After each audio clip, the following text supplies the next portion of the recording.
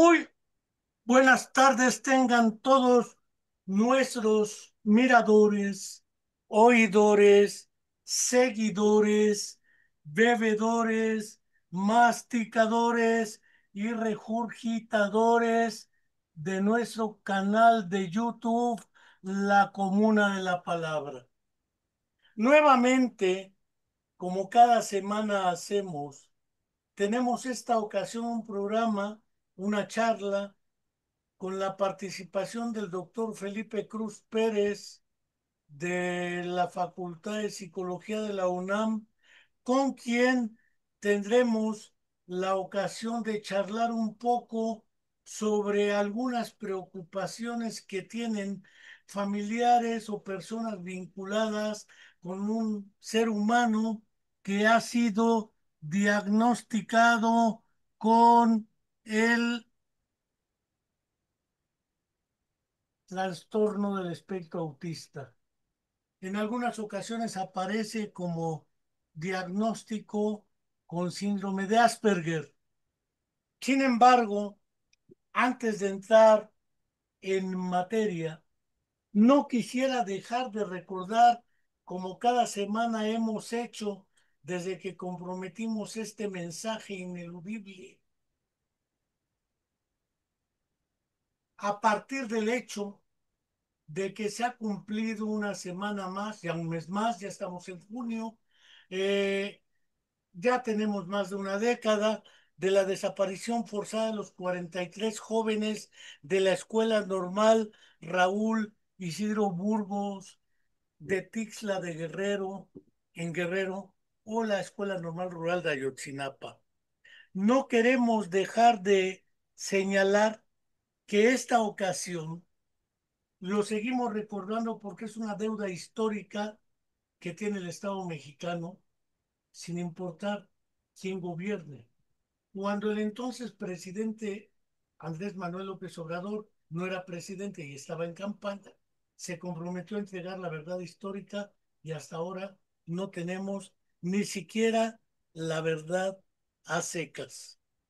No quiero por ello entonces dejar de señalar que tenemos aún la espera de la verdad y la justicia con respecto a la desaparición forzada de los 43 jóvenes de la Escuela Normal Rural. Asimismo, no quiero dejar de señalar que también nuestra estudiante de la Facultad de Psicología de la Universidad Autónoma del Estado de México, Viridiana Anay, desaparecida hace más de 10 años también. Seguimos esperando la verdad histórica o la verdad y la justicia. Por eso no dejamos de enviarle un fraterno saludo a nuestra querida amiga Angélica Rodríguez Monroy, mamá de Viridiana Naid, estudiante de nuestra Facultad de Psicología, y seguimos esperando con ella la verdad, la justicia y su presencia, porque viva fue llevada. Finalmente, no quiero dejar de agradecer. Ahora se me desapareció de la vista el doctor Felipe Cruz Pérez, a quien le agradecemos encarecidamente su participación y su presencia el día de hoy en esta charla, porque efectivamente, con el trabajo que tienen en la Facultad de Psicología de la UNAM, eh, en este asunto de lo que llámesele como se le llame, los trastornos del espectro autista, tema en el que no nos vamos a introducir. Más bien algunas de las preocupaciones que algunos padres o familiares o conocidos de personas con el diagnóstico presuntivo de TEA, de Asperger o de lo que quieran, preocupaciones que tienen. La que no me cabe duda que es necesario abordar desde entrada es el del diagnóstico precoz y la relación con los pediatras, psiquiatras, neurólogos, neuropsiquiatras o psicólogos o neuropsicólogos, según sea el caso, quienes realizan tales diagnósticos y presupone una situación que merece la pena tomar en cuenta.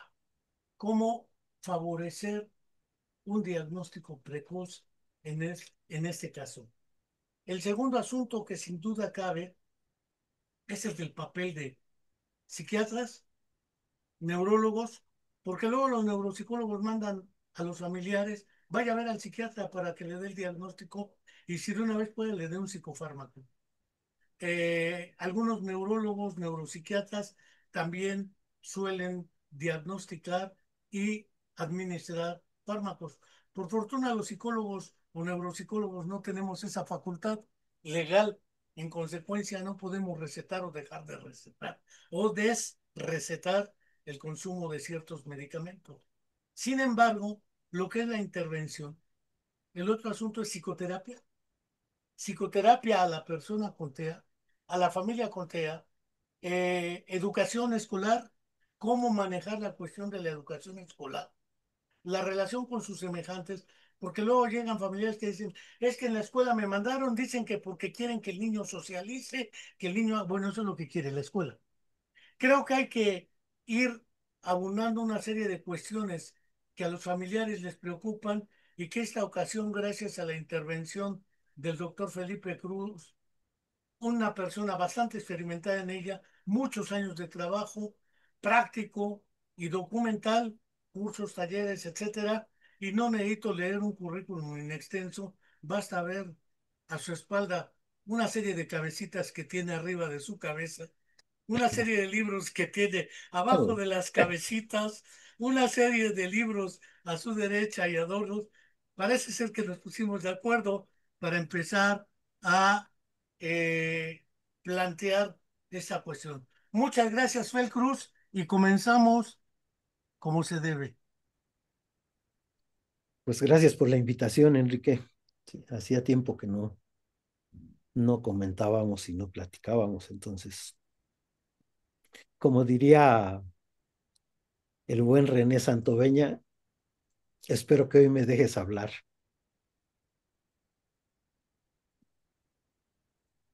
Ya estoy callado, ya, ya lancé las tiradas al vuelo. Ah, ya, empezamos así, a cómo va la cosa. Sí, Bueno, a ver, nada más una cuestión que a mí este, después de, como dirías tú, de los ínclitos términos, sí, yo creo que más que hablar de diagnóstico precoz, porque lo precoz tendría que ver con la presencia de algo que no se espera, ¿no? Hablemos un poco de la identificación temprana, ¿no?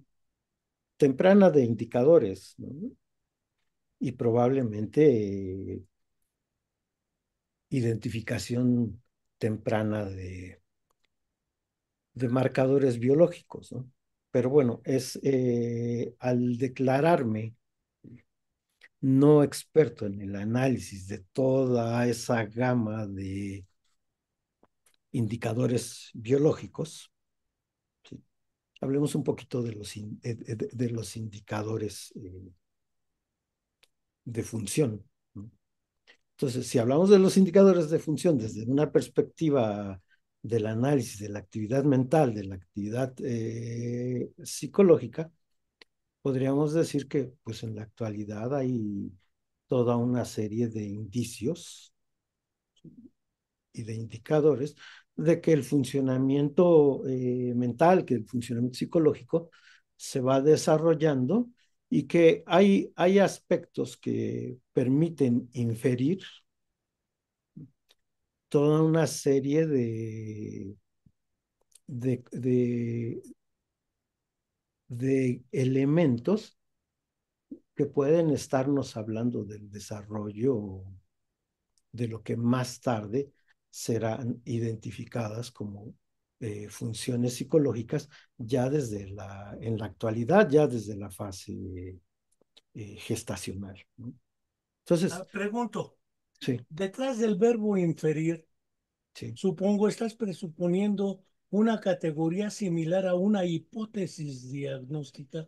Es decir, tú presupones, como psicólogo formado, demás, bajo ciertos parámetros, que hay ciertos rasgos regulares de comportamiento esperables. Cuando no se dan o se dan otro tipo de expresiones, infieres que algo es lo que está provocando ello. Entre ese algo, probabilísticamente, puede aparecer los indicadores, dijeras, de un posible TEA. ¿Es así? Sí, y no solamente con respecto al TEA, sino con respecto a los TEA, perdón, sino con respecto a distintas condiciones, ¿no? Distintas hipótesis de enfermedad, ¿no? De alteración de componentes, de alteración en en la conformación estructural, por ejemplo, del sistema nervioso, cuestiones que analizan los expertos eh, en los aspectos del neurodesarrollo en general, ¿no? Entonces, hablar de inferencias, hablar un poco de aspectos plausibles, no necesariamente de aspectos determinísticos, ¿no? Porque si no tendríamos que pensar que toda inferencia, ¿sí?, será confirmada determinísticamente y entonces estamos hablando de cuestiones que se pueden establecer con mucha certeza científica desde el primer momento, ¿no? Y esto no es así, ¿no? Hay toda una serie de inferencias, toda una serie de aspectos que nos van llevando a la construcción de hipótesis del desarrollo, en el caso de nosotros, desde una lectura eh, del desarrollo psicológico, ¿sí? Entonces, ya la actualidad, si uno revisa la literatura científica, uno va encontrando toda una serie de datos que no solamente tienen que ver con aspectos neurobiológicos, sino también con aspectos psicobiológicos, ¿sí?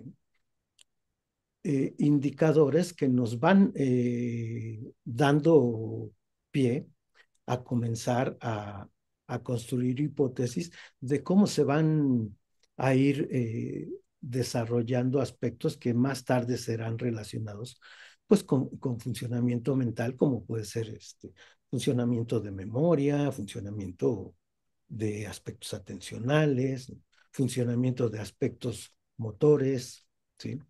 Que son los aspectos que se pueden identificar de un modo muy temprano, incluso en el proceso gestacional, ¿no? Porque que nos permiten en la actualidad construir hipótesis pertinentes en torno a, por ejemplo, cómo se va dando el paso, no solamente de la actividad irritativa a la actividad refleja y de ahí a aspectos como los esquemas fijos y variados de acción, sino que también nos van dando elementos para empezar a construir hipótesis en cómo se va dando todo un proceso de sincronización, de coordinación, de anticipación,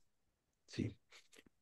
En, que se va manifestando en el contexto de la actividad intrauterina en las distintas fases, ¿sí?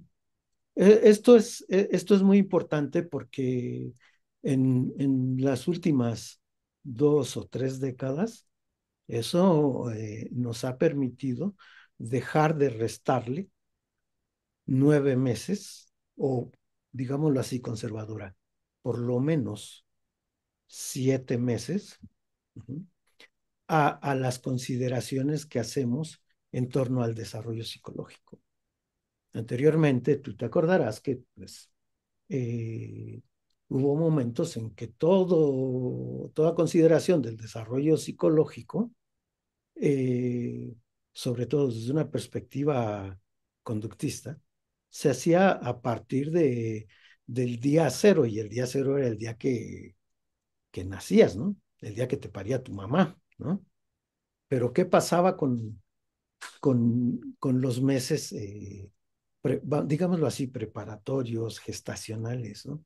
En donde también se va gestando el desarrollo del funcionamiento mental, ¿no?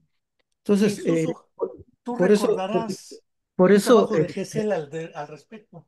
sí, sí, de hecho el esquema geseliano tiene que ver con eso, ¿no?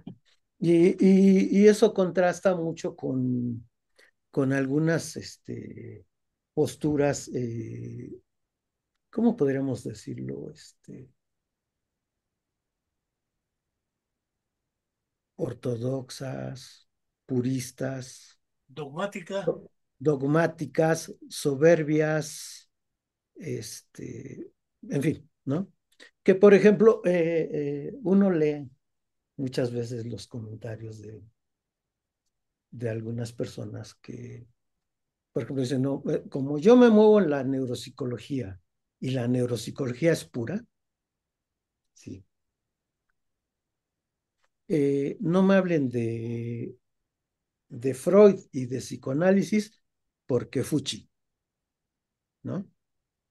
Y el problema es ¿no? Históricamente, quienes comenzaron a preocuparse de un modo muy sistemático, con todos los bemoles que pueda tener la consideración, sí, fueron precisamente los psicoanalistas, ¿no? Fue Freud. Fue Freud, fue Spitz, fue Caruso, fueron los psicopatólogos alemanes de corte psicoanalítico y fenomenológico, ¿no? Entonces, pues realmente el retomar ese tipo de antecedentes de plausibilidad, como te decía, inferenciales, ¿sí? Nos permite recuperar en la actualidad toda una serie de datos neurobiológicos y psicobiológicos que nos van facilitando la conformación de hipótesis del desarrollo, ¿no? No sé, ibas a comentar algo. A ver, indudablemente, Gesell tiene un trabajo dedicado a todo el desarrollo prenatal.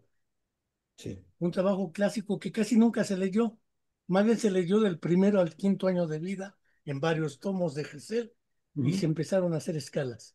Quizá René Sasso y Julián de Ajuria Guerra, que por lo demás Julián de Ajuria Guerra estaba muy cerca del psicoanálisis, les guste o no a quienes no les guste, aportaron muchísimo al respecto, sobre todo Julián de Ajuria Guerra, Henry Cain, que era neurólogo, pero en el fondo un poco la idea que planteas que me parece importante para padres y legos, dijéramos, es que hay indicadores que pueden observarse desde el nacimiento, que pueden o no checar con lo que se espera.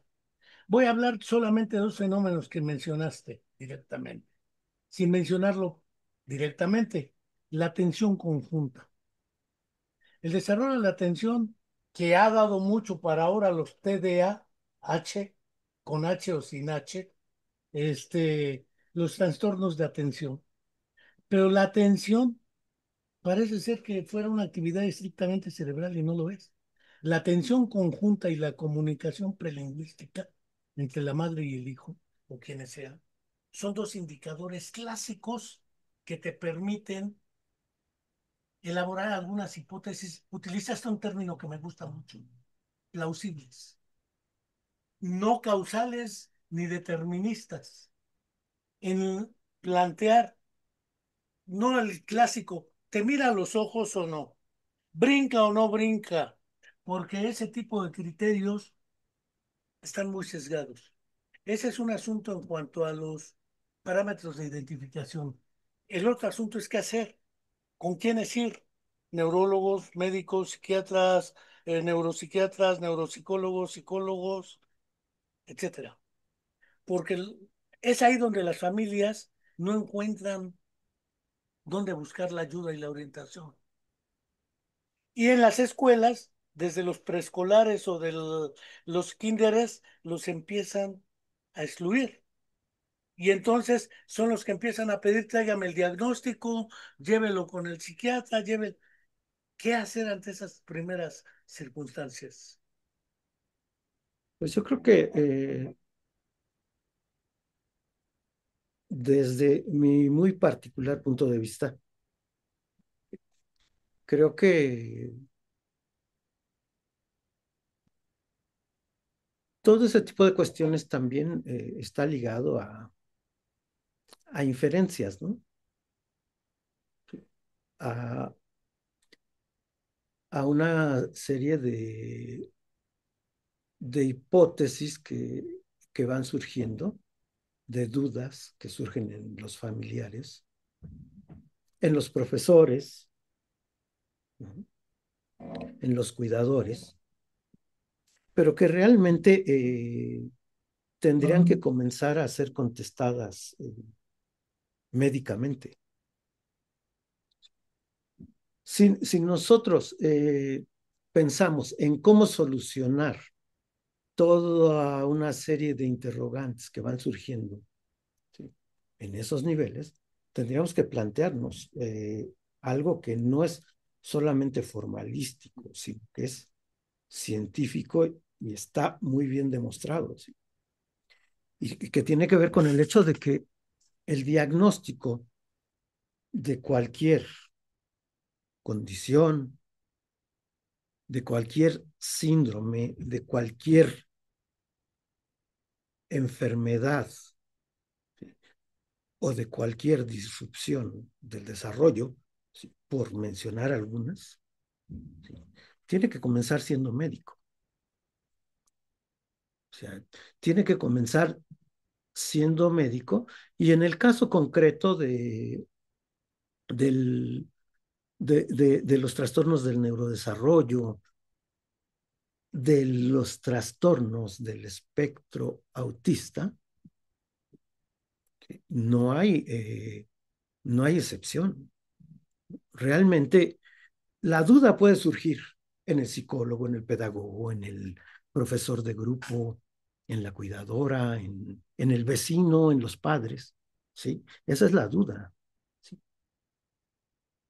Pero el diagnóstico debe de comenzar siendo médico, porque hay que descartar toda una serie de cuestiones y componentes biológicos que pueden, si no se clarifican, si no se descartan, pueden llevar a la confusión, ¿sí? Pueden llevarnos al hecho de que 20 años después nos enteremos que el autista no era autista, que el autista tuvo más bien una afectación, no sé, infecciosa, metabólica, que durante mucho tiempo generó una manifestación comportamental, que porque nosotros leímos la lista del hágalo usted mismo con respecto al autismo, pensamos que era autismo, ¿no? O porque nos compramos alguna vez nuestro curso de 10 horas en Facebook para aprender a detectar y a diagnosticar autismo, ¿sí?, condenamos a esa persona a ser considerada en una condición de, de la que lo único que portaba era un rasgo, ni siquiera una característica, clínicamente hablando, ¿no?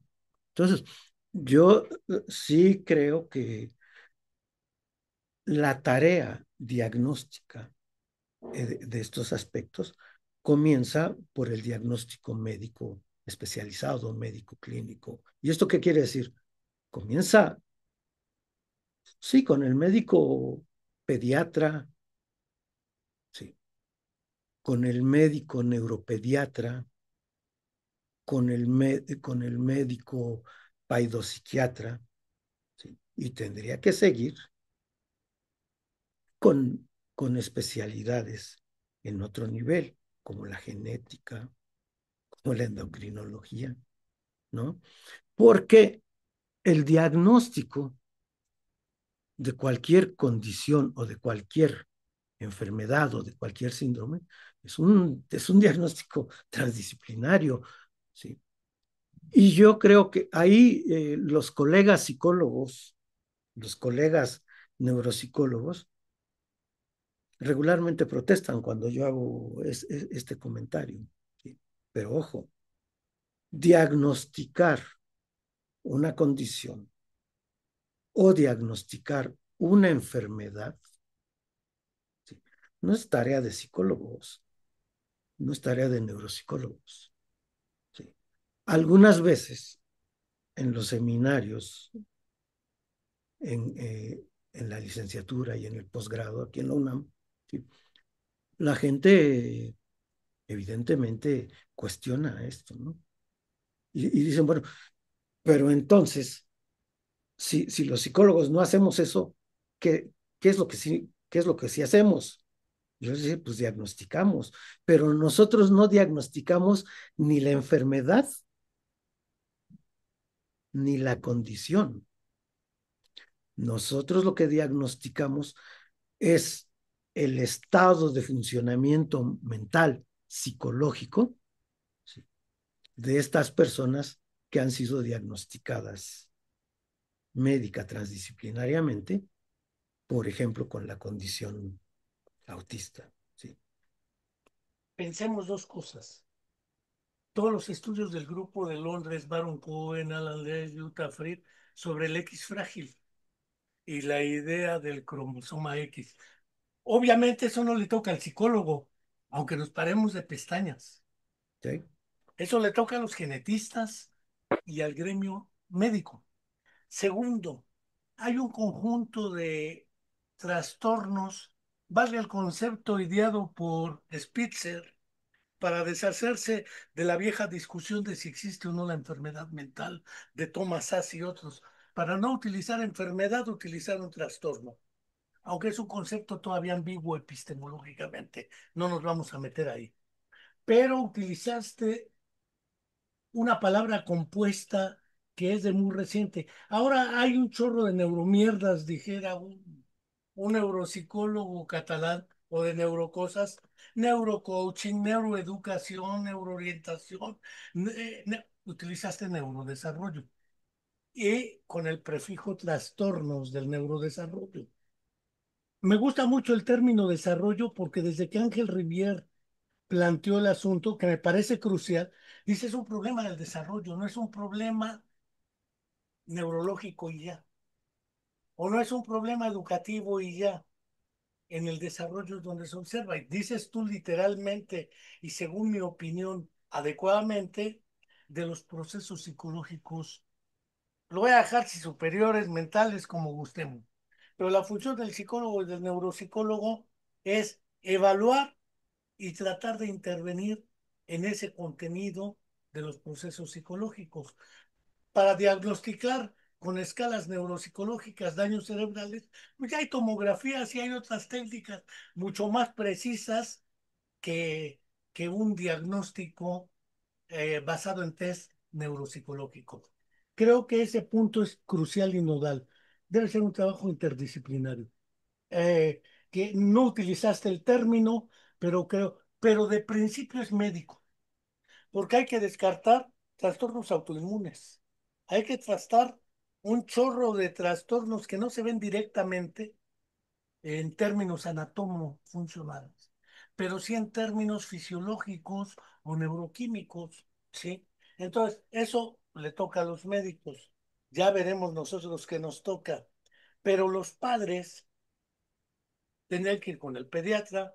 Ha habido muchos sesgos en la práctica de los médicos que yerran aquí, que yerran acá, pero eso es inimputable a las propias disciplinas como tales, esa es la práctica profesional. El asunto, una vez elaborado este planteamiento, ¿cómo favorecer lo que es el acceso a la educación escolar? Desde los niveles iniciales hasta los superiores.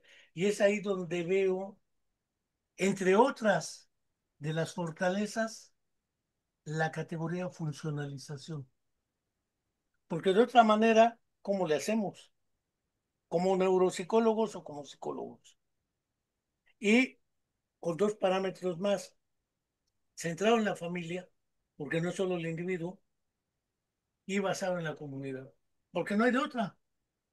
Creo que esos parámetros son cruciales y están en la base de una visión de la funcionalización. Sí, realmente ahí esta cuestión yo creo que es muy importante no perderla de vista, ¿no? Eh, una vez que se tiene establecido el diagnóstico, en este caso, de esta condición de los trastornos del espectro autista, yo te decía, ¿no? Realmente la tarea del psicólogo, la tarea del neuropsicólogo, ¿sí? Es desde el nivel en que se mueven estos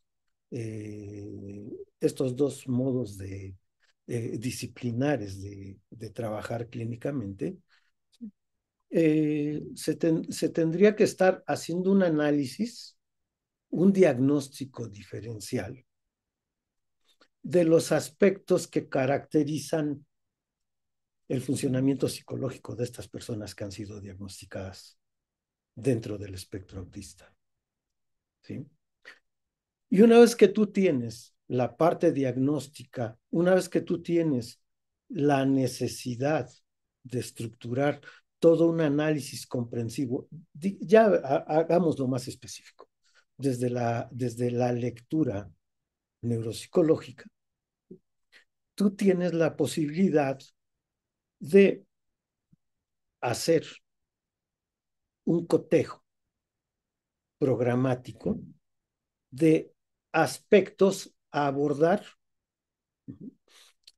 de aspectos que te permiten no solamente considerar condiciones, ¿sí?, del desarrollo que ya han sido confirmadas como determinísticas, sino también probabilidades del desarrollo, uh-huh, que te permitan ir construyendo el espacio y la estrategia de intervención. ¿Sí? Ojo, esto es muy importante, ¿sí? En cuatro niveles, ¿sí? En un nivel general, en un nivel particular, en un nivel específico y en un nivel peculiar. Lo general podemos ejemplificarlo así. La persona, ¿sí?, tiene un trastorno del neurodesarrollo, ¿sí?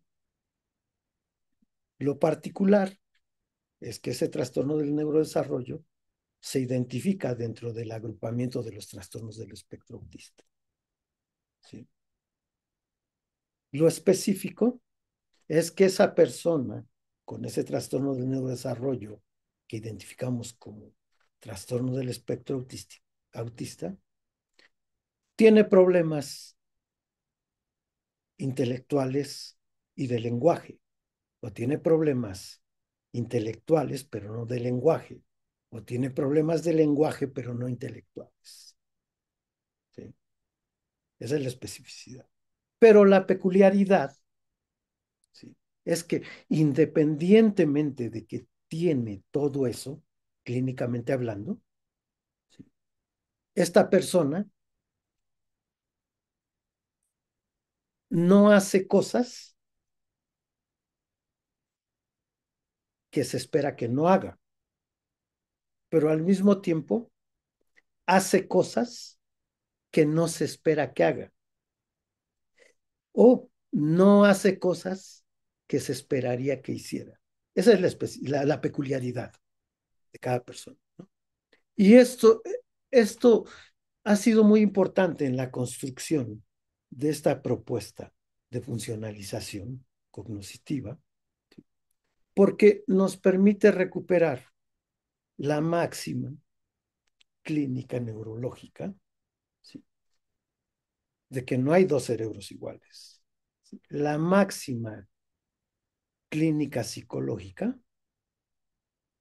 de que no hay dos personas iguales. Y la máxima clínica neuropsicológica, ¿sí?, de la diversidad funcional. Entonces, si nosotros nos hemos ido apoyando en esto, ¿sí?, eso nos ha permitido ya en esta elaboración que empezamos a hacer hace 43, 44 años, ¿sí?, de que la propuesta de funcionalización cognitiva, ojo, es una propuesta peculiar, no es un método. Seríamos muy arrogantes al pensar que es un método, ¿sí? Como lo fueron los del método Teach, los del método tal, los del método tal y los del método tal, ¿sí? Nosotros no hemos construido un método, nosotros construimos, como lo diría Zeigarnik, como lo decía Poliakov, ¿sí?, una aproximación. Nosotros nos aproximamos a una problemática desde una lectura neuropsicológica del desarrollo. ¿Y qué es lo que planteamos? Bueno, planteamos que se puede hacer funcionalización cognitiva. ¿Y en qué consiste esto? Bueno, desde cómo lo definíamos desde los años 80, era simplemente buscar el desarrollo y la apropiación de estrategias para poder entender, para poder manipular las interacciones de la persona que era diagnosticada con una condición o con una enfermedad o con un síndrome, ¿sí?, con su entorno individual y social. Esa es la idea primigenia de funcionalización, ¿sí? La otra cuestión que es importante es recuperando toda esa riqueza eh, de las tradiciones del estudio psicológico del desarrollo, Vygotsky, Piaget, Ballon, Lazarus, ¿sí?, ¿no? Eh, lo que nosotros pretendíamos con, con esa búsqueda de manipulación de las interacciones de la persona con su entorno individual y social, pues era generar condiciones psicológicas,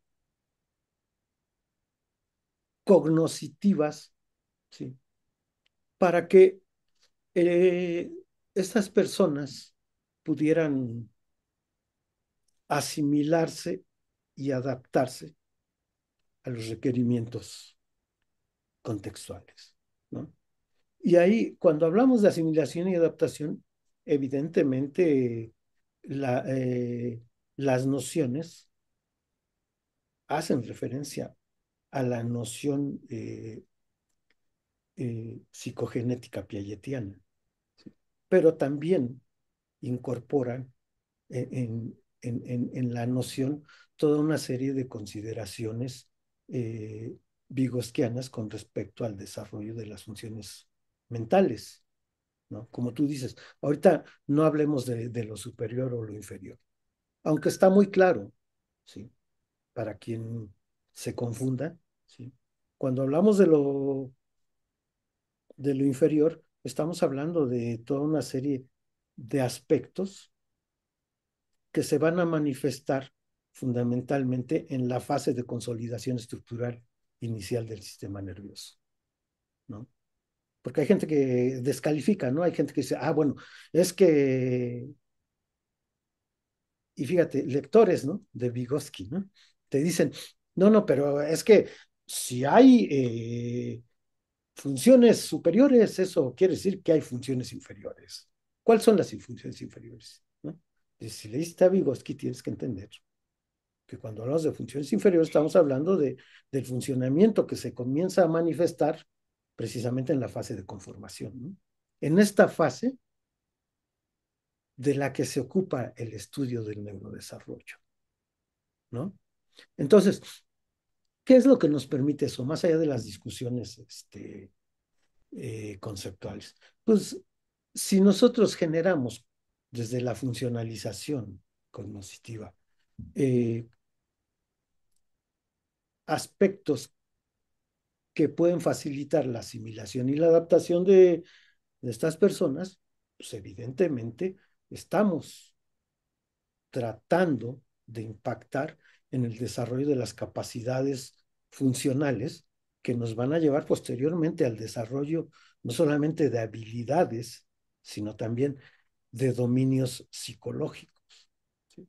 Y entonces es ahí, en ese contexto, en donde esta noción de funcionalización cognitiva nos permitió replantear el papel fundamental de la intervención educativa. Esto sin dejar afuera los aspectos de la dinámica afectiva, emotiva, volitiva, motivacional, ¿sí? Que está implícita en la construcción de los elementos de personalidad de estas personas, ¿no? O sea, se llama funcionalización cognitiva porque en ese momento no se nos ocurrió otro nombre,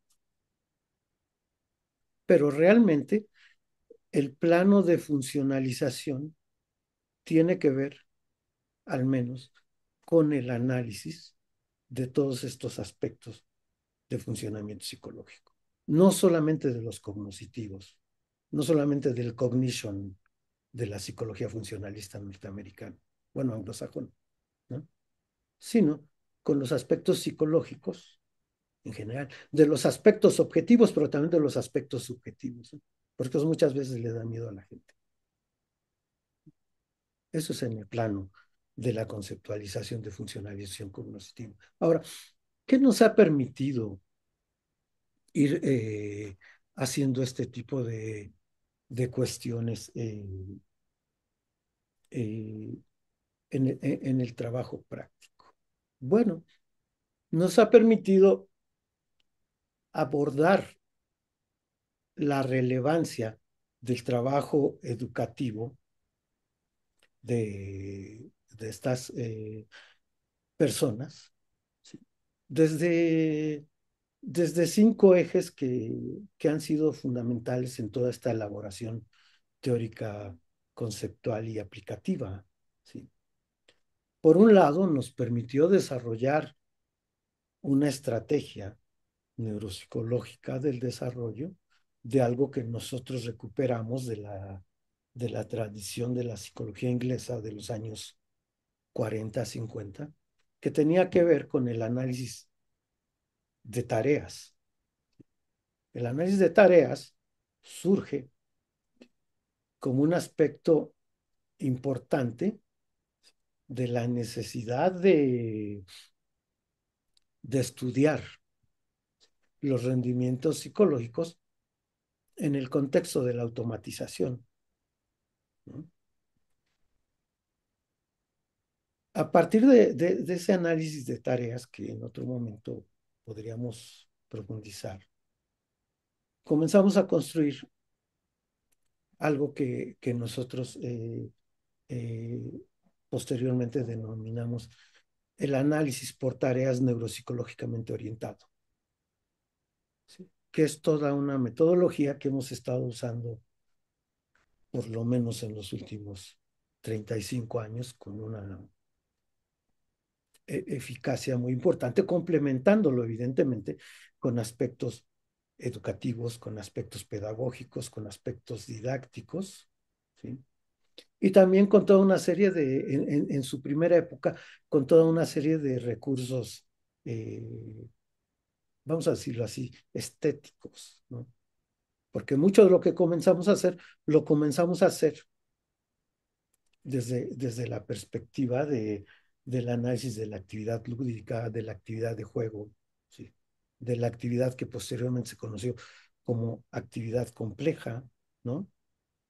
Y todo eso lo fuimos matizando con estrategias de análisis de recursos mediacionales desde una óptica vygotsiana, ¿sí? Con el análisis de la actividad intencional de las personas, ¿sí?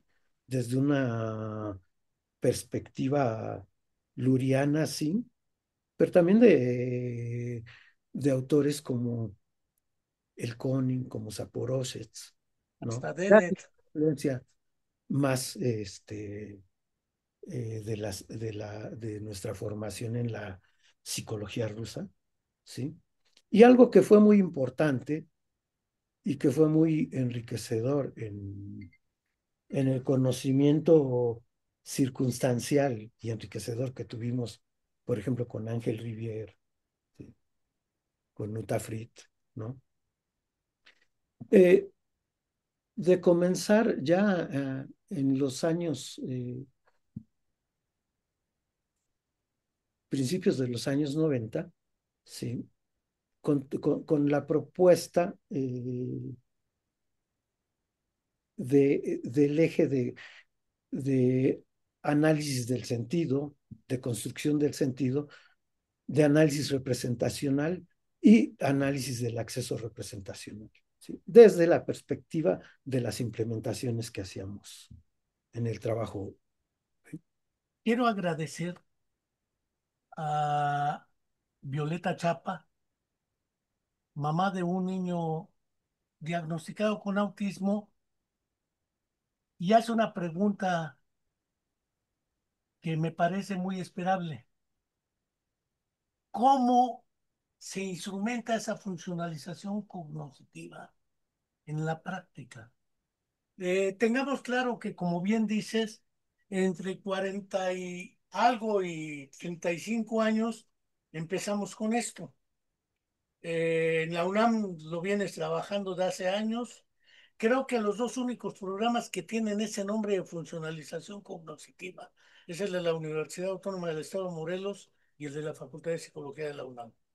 Dos programas que han asumido este enfoque teórico práctico, pero la pregunta me parece muy pertinente, sobre todo porque viene de una mamá a quien le agradecemos su atención y su interés en la práctica. ¿Cómo opera eso? Porque utilizaste, por ejemplo, tres categorías que son cruciales. Una que viene desde la psicología alemana, la Aufgabentarea, el problema de las tareas. El segundo, utilizaste dos términos que a veces se confunden: habilidad o competencia, y lo que sería, utilizaste el otro, ahorita se me escapó de la amnesia de Korsakov el término, ¿sí? Pero y fue la de Korsakov, no fue la del Alzheimer. El asunto directo de lo que serían pasar de las habilidades en la realización de la tarea a una serie de competencias específicas para ciertas tareas. Hablaste de problemas de lenguaje, no de la comunicación. Creo que por ahí puede venir otro eje en la tarea. No necesariamente la comunicación puede ser hablada.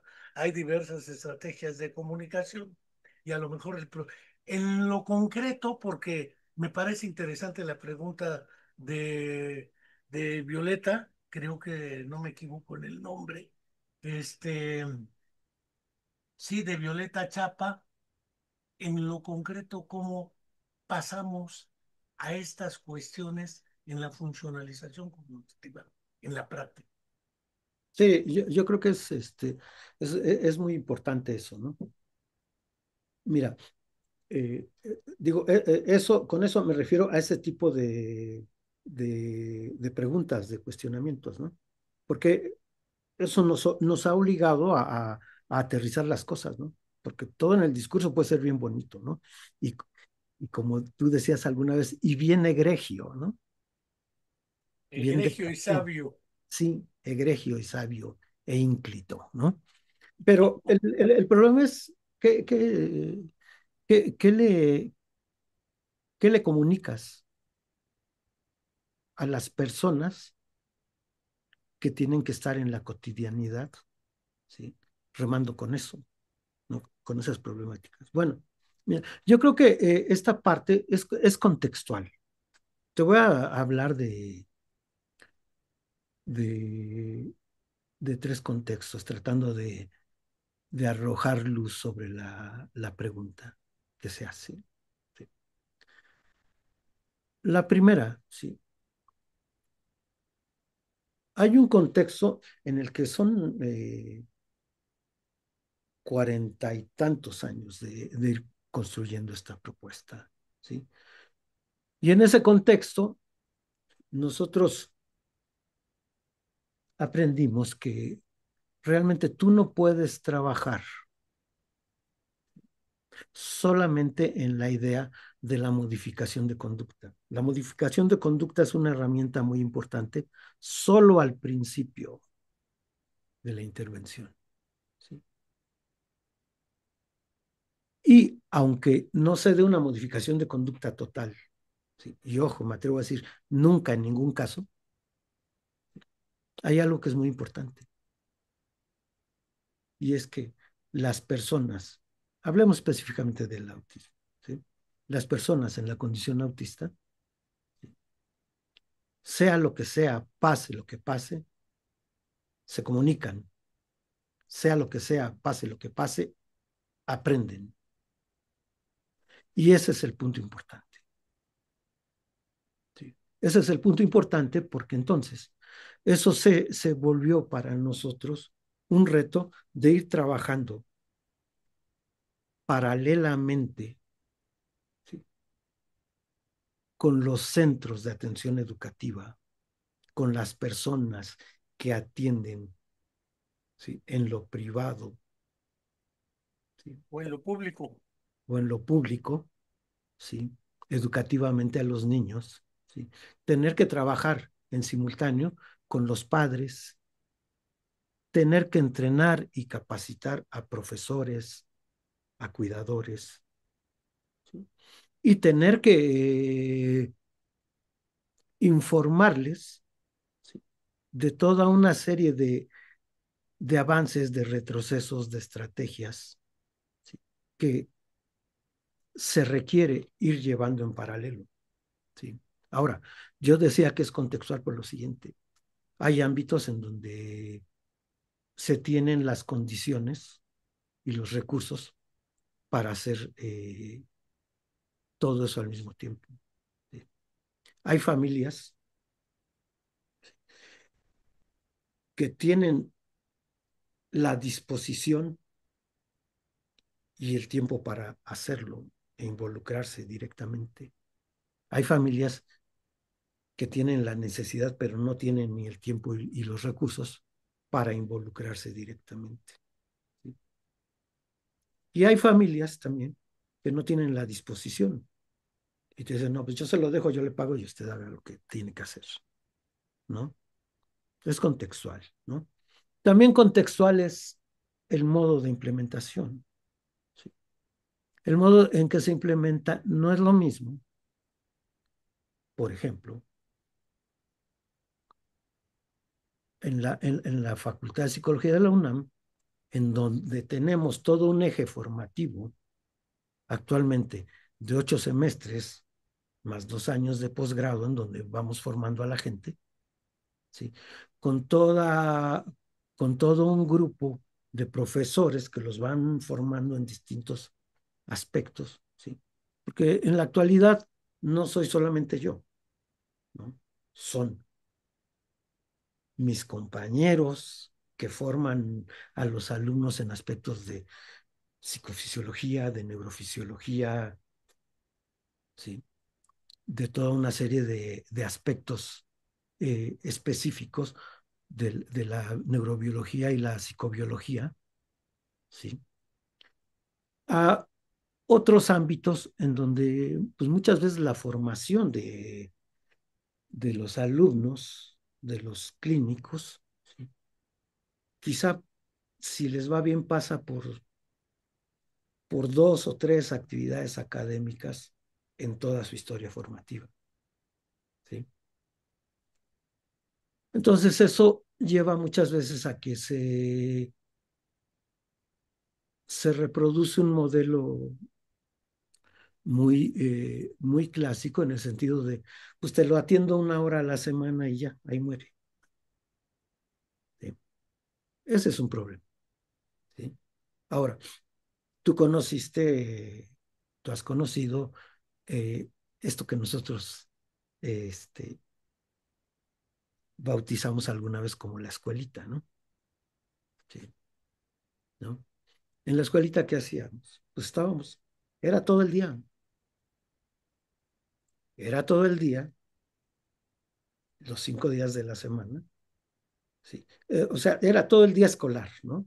Antes de que surgieran estas escuelas como de horario completo, de tiempo completo.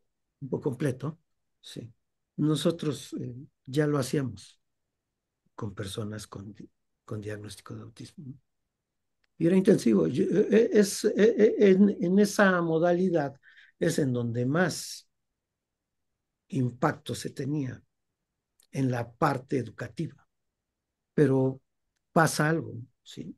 No teníamos el acceso a la participación de los padres, ¿no? Ese acceso solamente lo tenemos en el grupo de Aspis, ¿no? ¿Sí? En el grupo de Aspis que de sesiones sabatinas, ¿no? Ahí sí teníamos la posibilidad de trabajar la parte terapéutica y psicoterapéutica con los padres, ¿sí? La parte de la intervención neuropsicológicamente orientada y la parte de la complementación psicopedagógica, ¿no? Entonces, realmente cuando hablamos de funcionalización cognoscitiva, en ese sentido, también estamos hablando de diversos escenarios y no es un escenario homogéneo. Entonces, tratando de contestar la pregunta de cómo se implementa, sí, va a depender mucho del contexto, va a depender mucho de los recursos, de la disponibilidad y de la disposición de los padres, ¿no? No hay una sola respuesta cerrada, ¿no? No es lo mismo, ¿sí? El trabajo que se desarrolla en la UNAM el trabajo que se desarrolla en la UAM, ¿no? Independientemente de que en los dos ámbitos la intención es implementar un modelo de funcionalización, ¿no? O sea, los recursos cambian, ¿no? Y algo que es muy importante, también la permanencia y la posibilidad de formación en la temporalidad de las personas que participan en esos programas. Eh, Señalas algunos puntos que me interesa resaltar. El primero, por ejemplo, acá en la Universidad Autónoma del Estado de Morelos, empezamos con un grupo de prácticamente 6, 7 pequeños y pequeñas, y resulta que los hemos seguido longitudinalmente a lo largo de más de 20 años. Uh -huh. Algunos de ellos se han titulado en la Universidad de Biólogos, de licenciados en, en diseño gráfico, es decir, se ha trabajado bajo 3 niveles de análisis. El centrado en la persona con el diagnóstico presuntivo. 2, orientado hacia la familia, porque vive con la familia y no vive con nosotros. Entonces la familia es la que afronta los problemas y va basado en la comunidad, porque la comunidad escolar, maestros, compañeros de escuela, etcétera, son parte de este proceso, aunque no lo queramos ver. Es un proceso centrado en esos 3 niveles de expresión, ¿sí? El otro asunto que me parece fundamental y que lo señalaste, más que centrado en las terapias, sean terapias de lenguaje, terapia de lo que gustemos, está centrado en la actitud intencional, como lo mencionaba.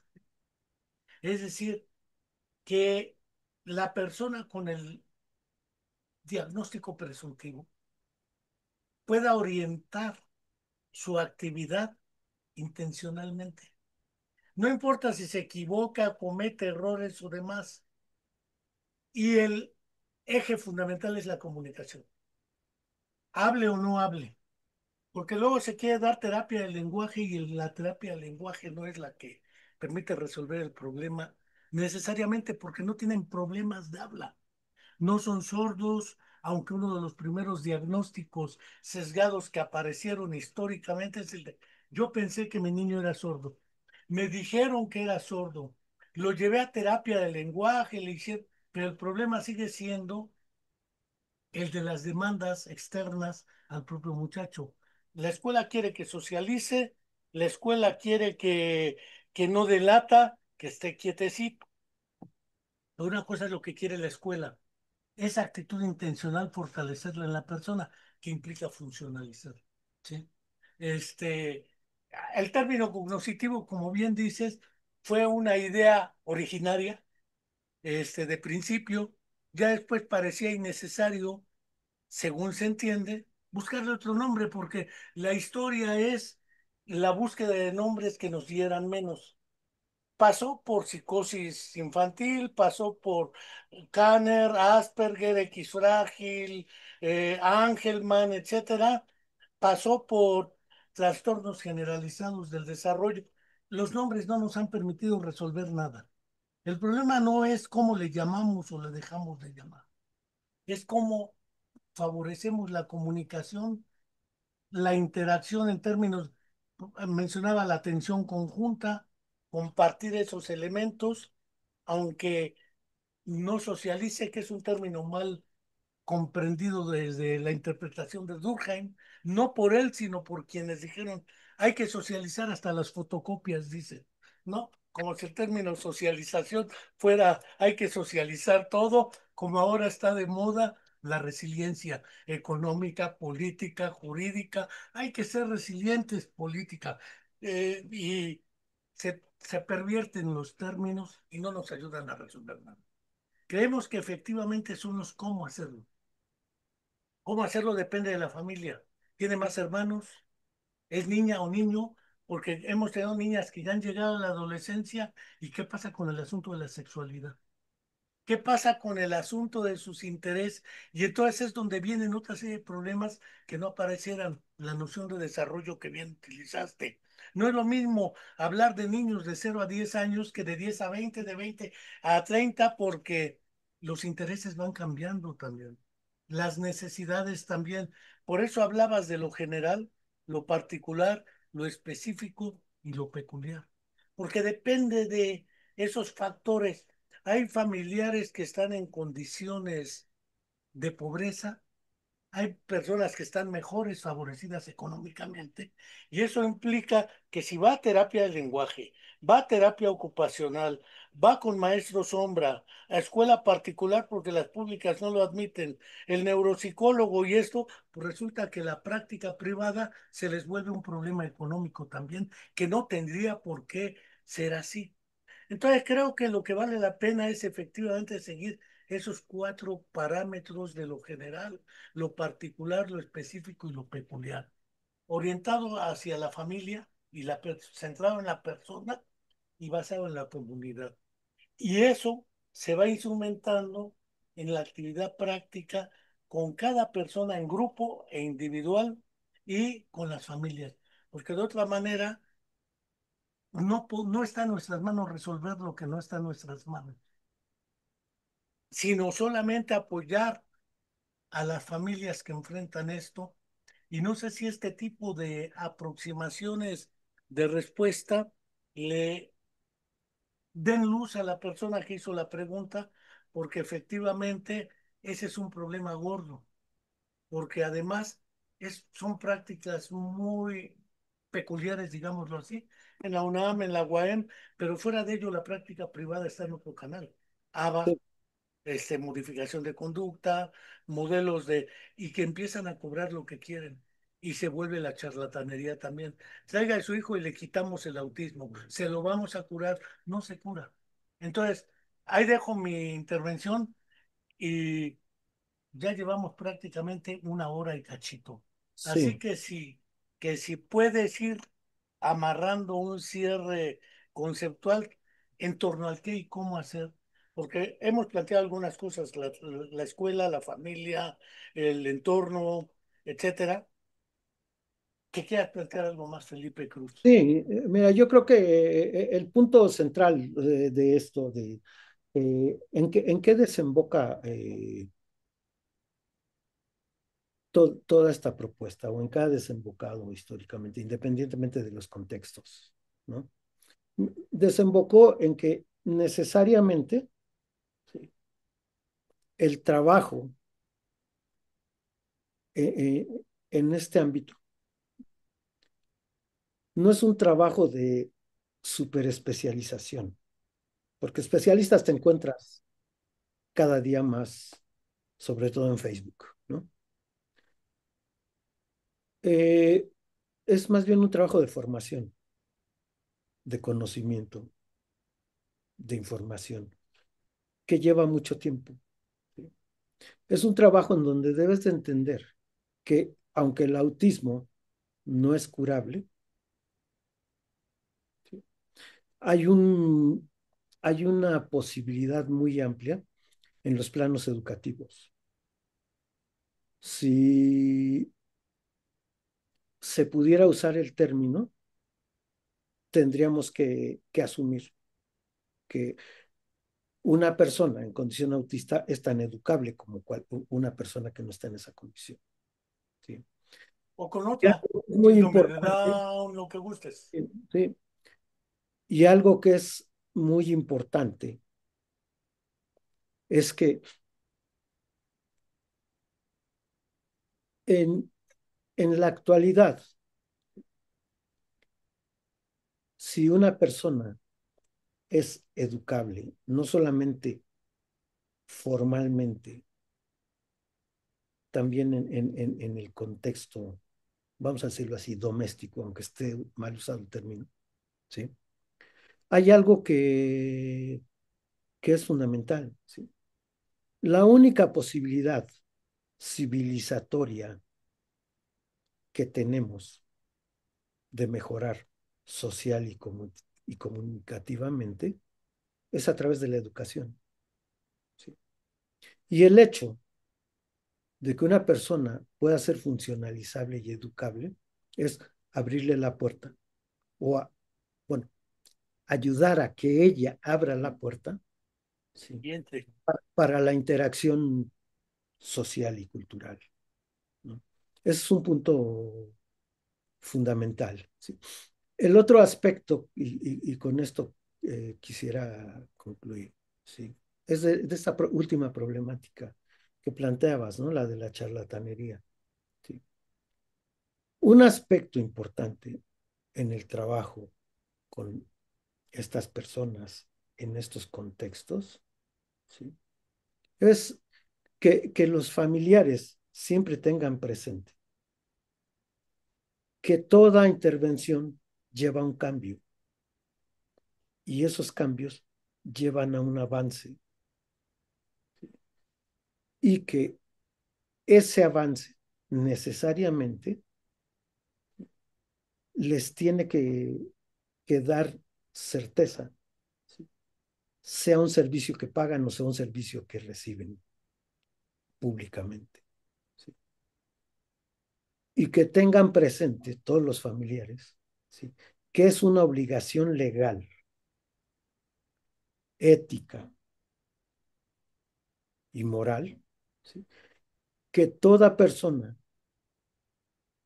que asuma que puede atender las problemáticas de una persona en condición autista tiene la obligación legal, ¿sí?, de siempre emitir un reporte sistemático, metodológicamente estructurado, y también tiene la obligación de explicarles por qué se toman las medidas que se toman, cuál es el efecto de las estrategias que se siguen, ¿sí?, y todo eso reportarlo formalmente y perdónenme, pero por escrito, ¿sí? O sea, las personas, los familiares, ¿sí?, no pagan por un servicio de tráelo los 150 minutos y te lo llevas, ¿sí? Las personas pagan por una atención más amplia y por una búsqueda de certeza que los profesionales, ¿sí?, para no entrar en charlatanerías, ¿sí?, deben de cubrir formalmente. Y algo que sí le comentaría a esta persona que hizo la pregunta es que si la, si la cosa no funciona así, piense bien si quiere seguir usando ese servicio o pagando por ese servicio. Ese es el Tel punto. Cruz, una última cuestión antes de que cierres tu boca. Si nos hubiéramos puesto de acuerdo, vengo también de rosa, fíjate, no nos pusimos de acuerdo, una guayabera rosa y otra guayabera rosa, la tuya floreadita, pero venimos de rosa ambos dos. Ay, Hace Enrique. rato que el Corsacop me atacó impunemente e impúdicamente, ya resolví el problema. Me parece crucial, ¿eh? Por eso no quiero obviarlo u omitirlo. Hablaste de habilidades, competencias y dominios funcionales. Esa noción de dominio funcional, porque pareciera ser que son sinónimos y no No. lo son. La funcionalización cognoscitiva está orientada hacia la promoción de dominios funcionales. ¿Es cierto? ¿Y cómo? Con Sí, esto cierro y después te doy las gracias. sí, mira, yo creo que aquí el punto importante es que hay muchas estrategias, muchos enfoques que, que se plantean el plano de la generación de habilidades. La cuestión es esta. ¿Sí? Psicológicamente, en una lógica, digámoslo así, vygotsiana, piagetiana, baloniana, ¿sí?, el punto te lleva a lo siguiente, ¿sí? La habilidad puede ser entendida como, como un logro espontáneo, ¿sí? Psicológicamente hablando. ¿No? Pero el punto es este, tú no puedes, si tú estás haciendo un trabajo de intervención, tú no puedes consolarte con decir, bueno, mire, yo intervine y su familiar ya desarrolló estas habilidades. Pues sí, está bien, pero eso no te sirve de mucho.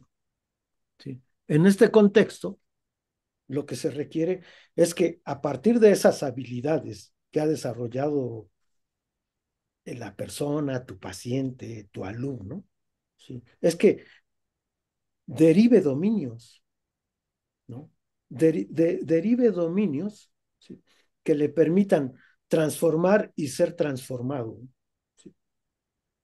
Transformar lo externo y transformar lo interno, transformar lo propio. Porque solo de ese modo tú puedes plantearte que no solamente el paciente está en la condición de, eh, de soportar los requerimientos cotidianos. Si el paciente, si la persona desarrolla dominios, también está en la posibilidad no solamente de confrontar problemas, no solamente de resolver problemas, sino también está en la posibilidad de problematizar, ¿sí?, de, de derivar cuestiones de esa solución de problemas que le permitan problematizar. Y si problematiza, ¿sí?, puede construir niveles de problematización resolutiva y de complejización. Ese es el punto, ¿no? Ahora, tú decías, bueno, ahí en estos seguimientos hay personas que después de 20 años lograron carreras y todo esto. Sí, creo que, sabes, esa es uno de los logros importantes en este trabajo. Sí. Pero ojo, también hay que ser objetivos, ¿sí? No todos. No todas las historias de intervención son historias de éxito descollante, ¿sí? Tenemos Claro, personas, ¿no? Que sí lograron ser matemáticos, que lograron ser legisladores, aunque locales, ¿no? Que los lo hay, lograron, ¿no? Tenemos matemáticos, tenemos físicos, sí, pero también tenemos quienes no. literatos, ¿no? Pero ojo, hay algo muy importante, ¿sí? El no tenerlos en este contexto de los trastornos del neurodesarrollo tampoco tiene que ser Negativo. negativo. ¿Por qué? Pensemos en esto. ¿Cuántas de las personas que se sentaron a tu lado en la educación inicial, en la primaria, terminaron la primaria? ¿Cuántas de las personas que terminaron y entraron a la secundaria, terminaron la secundaria? ¿Cuántas de las personas que te encontraste en el bachillerato terminaron el bachillerato o una carrera universitaria o un posgrado? Todo eso O la también presidencia de la República. con la presidencia de la República, ¿no? ¿Cuántas de las personas que estuvieron contigo en un mitin y en un platón terminaron de presidentas de la República? ¿No? ¿No? Por decir algo. Pero ojo, aquí el punto es el siguiente, ¿sí? Hay historias de éxito e historias de no éxito, O de pero un nunca van éxito a ser, distinto. ¿verdad? Pero nunca van a ser de fracaso, ¿sí? Eso es. Y eso es en el contexto de lo diverso, en el contexto de los trastornos del neurodesarrollo y en el contexto de los normotípicos, ¿no? Hay neurotípicos que también se quedaron en el camino, ¿no? Entonces, aquí el punto es cómo funcionas, cómo te riges, ¿sí? Cómo logras independencia como autista. Porque yo sigo sosteniendo algo que es muy importante y puede ser muy cuestionable. El autista puede desarrollar niveles muy altos de independencia, pero también hay algo que es importante, ¿sí? La independencia de una persona en condición autista no necesariamente es proporcional a la autonomía, ¿no? Y eso es algo que realmente sigue estando en el terreno de lo complicado. Así como complicado es que el autismo no tiene cura, complicado es que el autista puede ser independiente, pero con un nivel no correspondiente de autonomía, ¿no? Ese es el problema. Y perdón, porque ya al final estoy usando el término el autista, el autista, el autista, ¿no? Pero hay un momento Bueno, en... bueno, Violeta Chapa agradece la explicación. Pregunta Alan Córdoba si puedes proponer, sugerir un programa de doctorado que recomiendes donde lo pueden realizar y agregan un concepto que también nos ha metido ruido históricamente, desde una perspectiva histórico-cultural con niños que vivan con TEA. Alan Córdoba, o si tú podrías ser tutor de tesis en algún programa de doctorado. Saludos desde la Comar, Adriana Hernández, alias CR, no sé quién sea. Gracias por compartir sus conocimientos, doctor Felcruz. Y técnicas, no sé quién sea. Muy buena charla. Gracias, gracias por sus comentarios. Y te dejo estas dos preguntas para cerrar, Felcruz. Sí, mira, yo creo que, a ver, en un sentido amplio pero estricto, ¿sí? Un doctorado tú lo puedes hacer en Donde infinidad, quieras. ¿sí? Yo creo que hay que romper, sí, sí, sí, sí, sí, ojalá yo sea el que está entendiendo mal la pregunta, ¿sí? Pero si la pregunta se refiere a un doctorado en autismo, siempre hay que dudar de eso, y además con un enfoque histórico-cultural. Sí, sí, hay que dudar de eso, ¿no? Porque miren, se van a encontrar doctorados en, en autismo, en TDA, en síndrome de Williams, sí. No, o sea, un autismo, perdón, un doctorado es una formación más amplia, pero con niveles de profundización disciplinar muy importantes, ¿sí? Un doctor en psicología, en este caso, ¿sí? Es una persona que está en condiciones de profundizar en aspectos específicos de la ciencia, pero que también tiene los elementos formativos para intervenir, si es el caso del interés en la intervención clínica, no solamente en el plano del autismo, sino en otro tipo de requerimientos, ¿sí? Que impliquen la aplicación del conocimiento psicológico, ¿sí? Eso es muy importante, ¿sí? Hay algo que a mí me llama la atención, ¿no?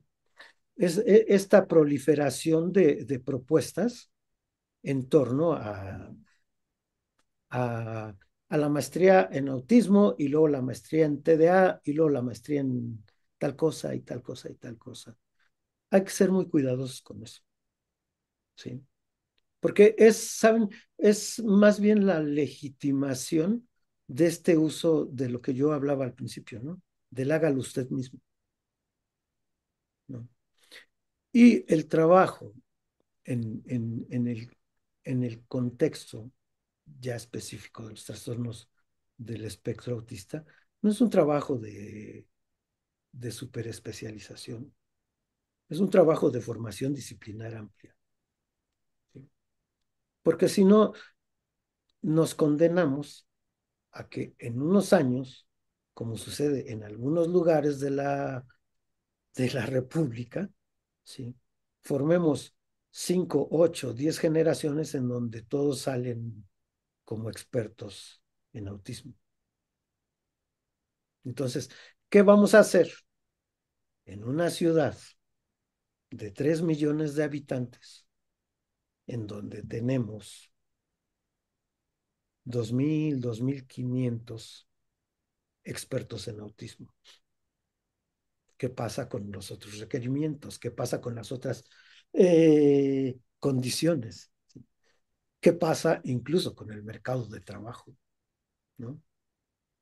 Terminaremos peor que el doctor Simi, ¿no?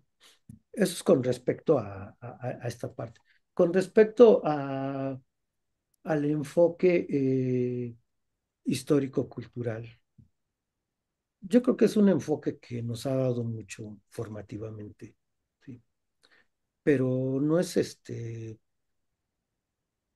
un enfoque determinístico e infalible, ¿no? Hay que complementarlo también, ¿no? Hay que conocer qué se va planteando desde otros aspectos, ¿no? Desde otras aproximaciones, desde otros modelos, desde otras teorías, desde otros modos de trabajar y de analizar, ¿no? Porque si no, ¿saben? Vamos, yo hago mucho una broma muy local con los estudiantes de la maestría en neuropsicología en la facultad, ¿no? Yo les digo, bueno, tengamos mucho cuidado con clavarnos solamente con el enfoque histórico-cultural, porque si no, cuando hagamos análisis neuropsicológico, podemos caer en la tentación de olvidarnos de la actividad cerebral y hablar solo de cultura. Pues, doctor Felipe Cruz y nuestros seguidores, no quiero dejar de agradecer, fue muy llamativa la charla, muy interesada para quienes estuvieron. Y no quiero dejar de agradecerte, doctor Felipe Cruz, pero además no quiero dejar de seguir invitando a nuestros seguidores y a sus conocidos a suscribirse a nuestro canal de YouTube de la Comuna de la Palabra. Es un canal sin fines de lucro, gratuito, tenemos un repositorio de prácticamente 500 programas como este, de acceso libre en el mismo canal de YouTube y en Spotify de los podcasts correspondientes. También, dado que existen cursos, cursillos y cursitis sobre diversos aspectos, no queremos ser la excepción. Queremos invitarlos a quienes quieran. Vamos a impulsar un seminario de 28 horas de análisis y discusión sobre estudios de caso, porque parece ser que hemos, desde la neuropsicología del qué, afasia, amnesia, TEA, lo que gusten, a la neuropsicología del cómo, lo que algunos llamaron neuropsicología cognitiva o cognoscitiva, pero hemos olvidado la neuropsicología del quién. ¿Quiénes son las personas que afrontan lo que afrontan y cómo lo hacen? ¿Y cómo estamos nosotros para apoyarlos?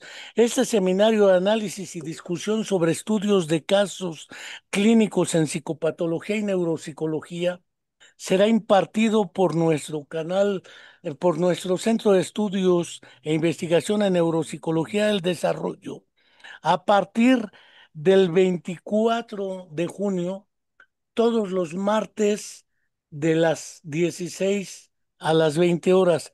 Se entregará el material, en nuestras páginas está la información y no quiero dejar de señalar que tendremos la participación especial del doctor Jesús Ramírez Bermúdez a propósito de casos clínicos que él ha afrontado en el Instituto Nacional de Neurología y Neurocirugía y sobre todo un defecto que aún tenemos los neuropsicólogos, seguir escribiendo bajo los criterios APA y nos hemos olvidado de la narrativa clínica, la historia clínica, el caso, porque el caso es el que le ha dado históricamente valor a lo que tenemos. Me refiero desde Paul Broca, Carl Wernicke, Armand Trousseau, armaron todas sus teorías, Luria mismo, Oliver Sacks, Jesús Ramírez Bermúdez, Guillermo Laera, Saúl Martínez Horta, los casos y la narrativa. Tenemos también que recuperar esa capacidad narrativa. ¿Qué pasa con la persona y su familia?